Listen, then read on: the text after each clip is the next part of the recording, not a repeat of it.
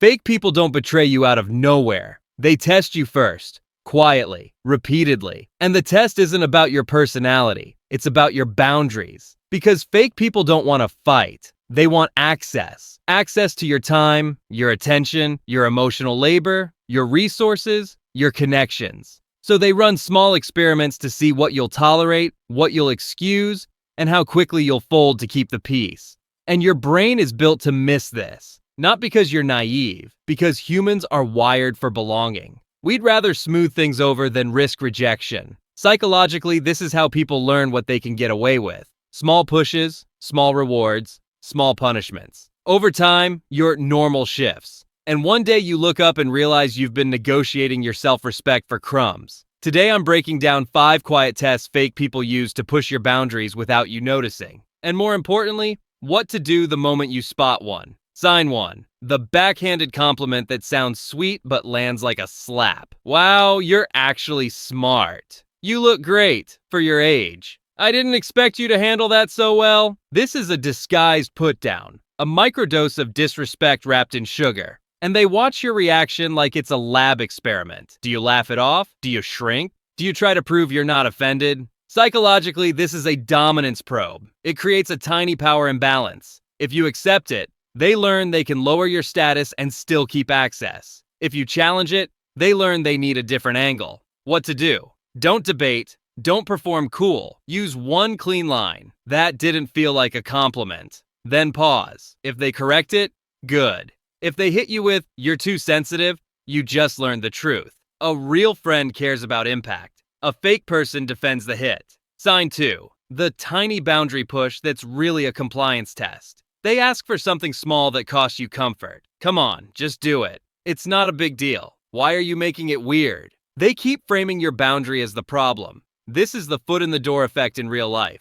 Once you say yes to something small, you're statistically more likely to say yes to something bigger later. And fake people know it. They don't start with a huge ask. They start with a tiny one that trains your nervous system to override your own no. They're also testing your explainability. Do you feel forced to justify your boundary? Do you overtalk?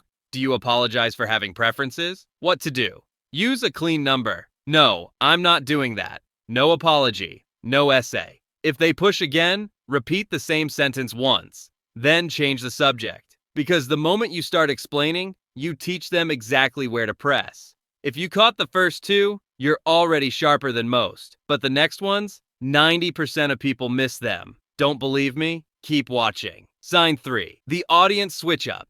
In private, they're warm. In public, they get weird. They interrupt you. They tease you. They downplay you. They act like you're less important when there's someone higher status around. This isn't social awkwardness. This is impression management. They're managing how they look, not how you feel. Social psychology calls it self-monitoring. High self-monitors shift behavior depending on who's watching. And when someone is fake, the public version is often the real agenda.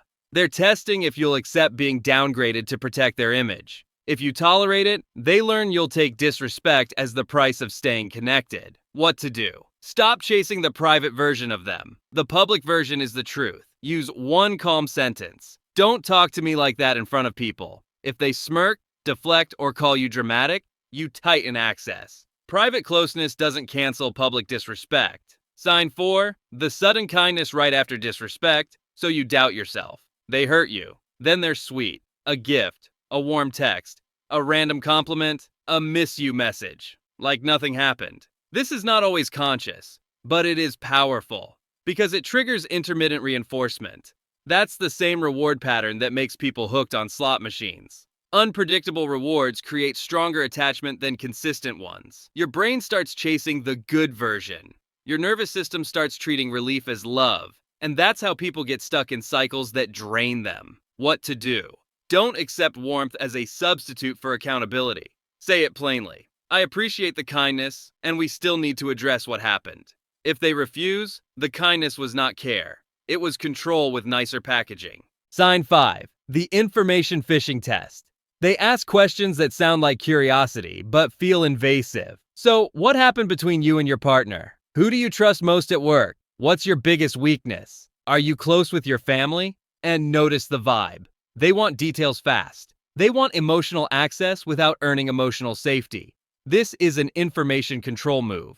In manipulative dynamics, information becomes leverage. It can be used for gossip, triangulation, pressure, or reputation damage. Even if they never expose you, just having your private details gives them power in the relationship.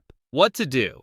Give less, answer vaguely, or bounce it back. Why do you ask? Watch their reaction. If they get irritated, it wasn't care, it was access. And if they can't respect privacy, they don't get closeness. Here's what ties all 5 tests together. They're not random, they're calibration. They're figuring out how cheaply they can buy your self-respect. And your nervous system plays a role here. If you're conflict avoidant, people-pleasing, or anxious in relationships, you're more likely to pass these tests by mistake. You smooth things over, you over-explain. You laugh to keep the vibe. You say yes to avoid tension. That's not weakness, that's conditioning, but it's expensive. Here's the bottom line. These 5 behaviors aren't subtle once you know the pattern. And if you're seeing even one of them consistently, you're not dealing with a complicated person.